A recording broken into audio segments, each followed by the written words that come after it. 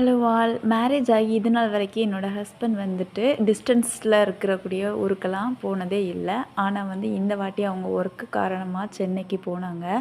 One day போயிட்டு அப்புறமா மறுநாளே வந்துடுறதா சொன்னாங்க. ஸோ ஒர்க்கு வந்து கொஞ்சம் அதிகமாக இருந்ததுனால 2 டேஸ் ஆகிட்டு நானும் அவங்களுக்கு பேக்கிங் பண்ணதெல்லாம் ஒவ்வொரு விஷயமும் மறக்காமல் பார்த்து பார்த்து பேக்கேஜ்லாம் பண்ணி கொடுத்தேன். கண்ணீரோடி தான் இருந்துச்சு. ஸோ அதை வெளிக்காட்ட முடியாதுல்ல, ஒர்க்குக்கு தானே போகிறாங்கன்னு சொல்லி விட்டுட்டேன்.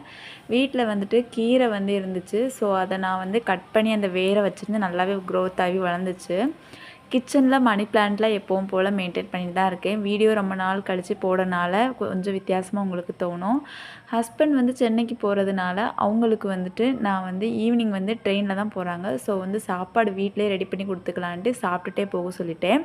ஆனால் அவங்க சென்னைக்கும் போயிட்டு வந்துட்டாங்க. சென்னை போனது வந்து போன வீக்கு தான். இந்த வீக் அவங்க என் கூட தான் இருக்காங்க. இனிமேல் வந்து வீடியோ கண்டினியூவாக வரும். நாளைக்கு பார்க்கலாம்.